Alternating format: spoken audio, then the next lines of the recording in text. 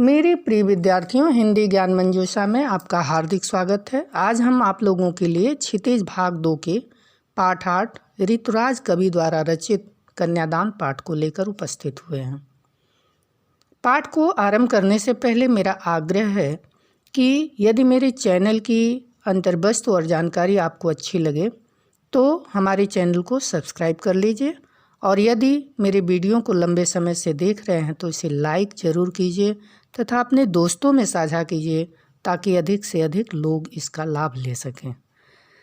साथ ही यदि किसी तरह का कोई कठिनाई हो तो उसे कमेंट बॉक्स में जाकर के लिखिए, हम उसे यथासंभव दूर करने का प्रयास करेंगे। तो आइए कविता से पहले कवि का संक्षिप्त जीवन परिचय देखते हैं। कविवर ऋतुराज का जन्म 1940 ईस्वी में भरतपुर में हुआ। राजस्थान विश्वविद्यालय जयपुर से उन्होंने अंग्रेजी में एमए किया तथा 40 वर्षों तक अंग्रेजी साहित्य में अध्यापन के बाद अब वह सेवा निवृत्त लेकर के जयपुर में रहते हैं। उनके अब तक 8 कविताएं प्रकाशित हो चुके हैं, जिसमें एक मरणधर्मा और अन्य पुल पर पानी, सूरत निरत और लीला मुखारविंद प्रमुख हैं।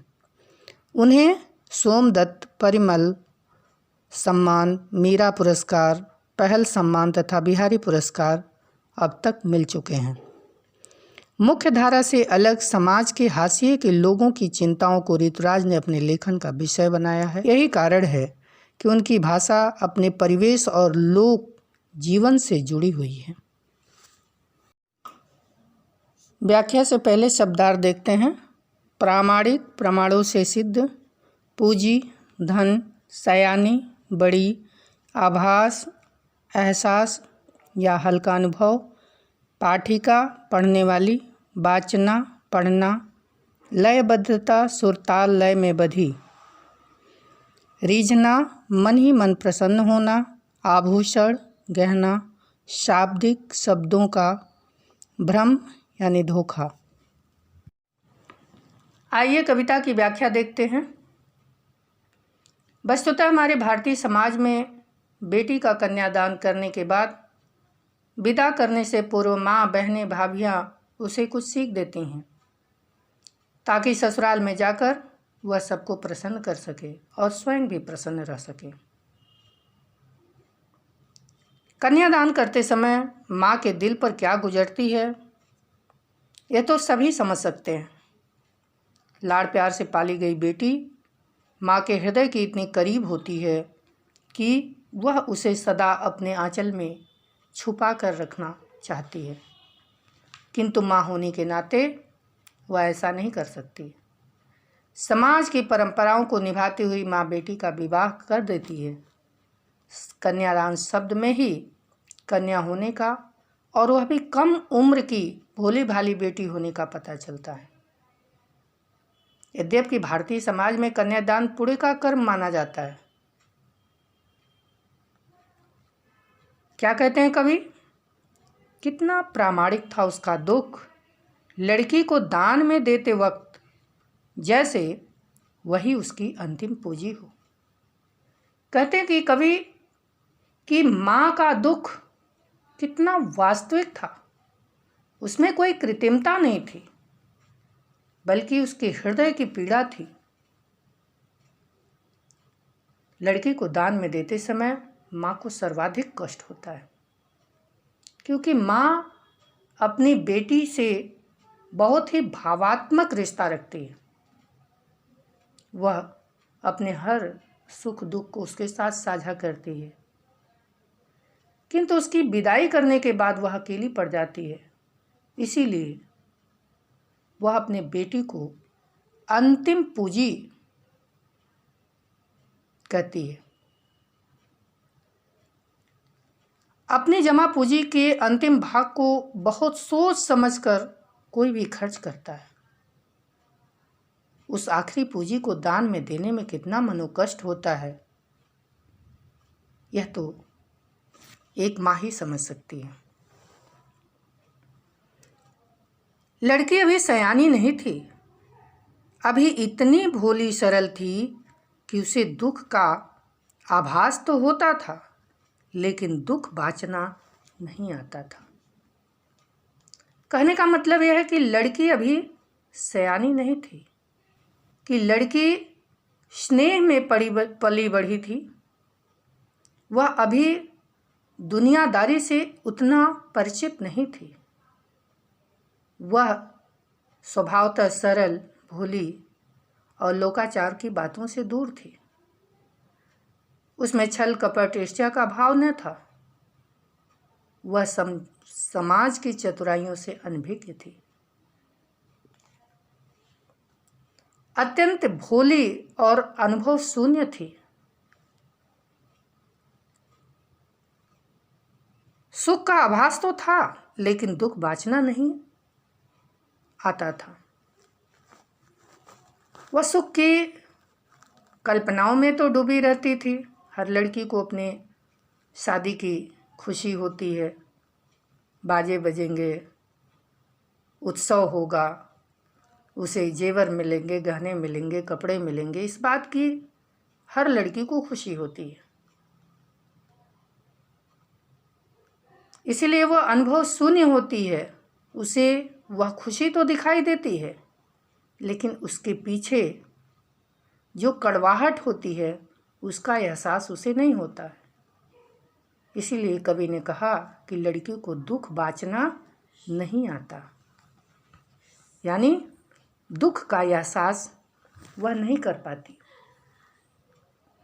पाठिका थी वह धुंधले प्रकाश की, कुछ तुकों कुछ लयबद्ध पंक्तियों की।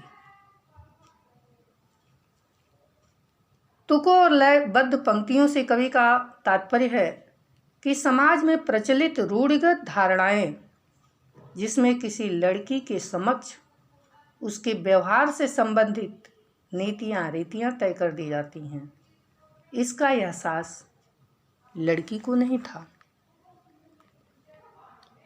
ससुराल में जाकर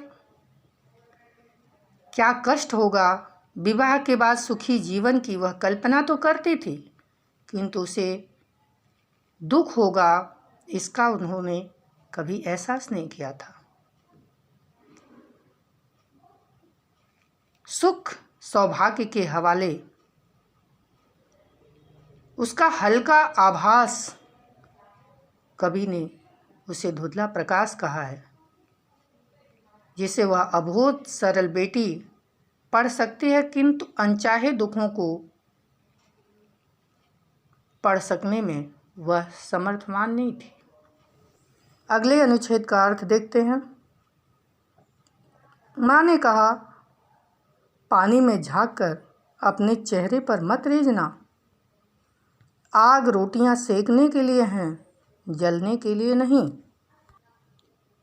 माँ अपनी भोली सरल बेटी से कहती है कि पानी में देखकर अपने रूप सौंदर्य पर कभी मत रीझना।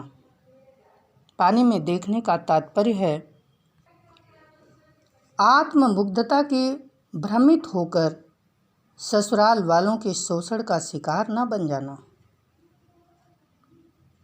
माँ सीख देती है कि ससुराल में यदि विपरीत परिस्थितियों का सामना करना पड़े तो हिम्मत न हारे, बल्कि उसका सामना डट कर करे। वास्तविकता यह है कि नव यौवन का रूप सौंदर्य युवतियों को बरबस अपने को अति सुंदरी मानने को विवश कर देती है। माँ तभी अपनी बेटी को पहली सीख देती है कि रूप यौवन अस्थायी नहीं है, अतः वह अपने रूप सौंदर्य को मिथ्या गर्भ पर कभी भ्रामिक जाल में न पड़े। मिथ्या गर्व करना मूर्खता है, क्योंकि यह तो नश्वर है। आगे कहती है, वस्त्र और आभूषण शाब्दिक भ्रमों की तरह बंधन है स्त्री जीवन के। माँ ने कहा, लड़की होना पर लड़की जैसे दिखाई मत देना। प्रत्येक घर की आग का उपयोग खाना बनाने के लिए होता है, किंतु दहेज के लालची लोग नई नवेली दुल्हन को जलाने के लिए आग का उपयोग करते हैं। माँ बेटी को महत्वपूर्ण सीख देती है कि आग का उपयोग कभी भी जलने जलाने के लिए नहीं करना। इस प्रकार भविष्य में किसी प्रकार होने वाली दुर्घटना से बचने के लिए माँ बेटी को सचेत करती है।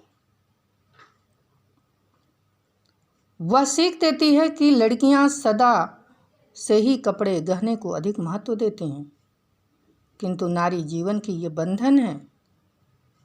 कवि कहते हैं कि नए नए कपड़े गहने दिलाकर पुरुष अपनी पत्नी को बंधन में बांध लेते हैं। माँ यहाँ भी बेटी को सचेत करती है कि लड़की होना बुराई नहीं है, किंतु लड़की जैसे कमज़ोर असहाय दिखाई देना मूर्खता है। आवश्यकता पड़ने पर लड़की को अपनी स्वाभाविक कोमलता, लज्जा आदि से परे हटकर दृढ़ता से अपनी बात करनी चाहिए। किसी भी लड़की को अन्याय अत्याचार सहन नहीं करना चाहिए, अन्यथा इसका सदा विरोध करना चाहिए। इसी में लड़कियों की भलाई है। माँ लड़की को बताना चाहती थी कि स्वाभाविक सुंदरता, कोमलता, सहनशीलता, त्याग, ममता आदि नारी सुलभ गुण परिवार को बनाने के लिए आवश्यक होते हैं। इस कारण उसका लड़की होना आवश्यक है, परंतु ये गुण उसकी दुर्बलता न मान लिए जाए। इसलिए माँ समझाती है कि भावी जीवन में नारी सुलभ दुर्बलता न आने दें, अत्याचार और अनुचित सामाजिक बंधनों का प्रतिकार करें। इसीलिए वो अपनी बेटी को नसीहत देती है कि घर गृहस्थी में आग की उपयोगिता रोटी सेकने के लिए है, लेकिन वही आग नववधुओं पर अत्याचार करने के लिए हथियार के रूप में इस्तेमाल की जाती है। इसीलिए माँ बताना चाहती है कि बेटी आग का दुरुपयोग स्वयं को जलाकर आत्महत्या करने के लिए न करें तथा अत्याचार का प्रतिकार करें, उसके सामने कभी भी झुके नहीं। क्योंकि वस्त्र और आभूषण यह शाब्दिक भ्रम है। शब्दों के भ्रम मनुष्य में जिस तरह बांध लेते हैं, उसी तरह से स्त्री वस्त्र और आभूषण की मोह में बंध जाती है।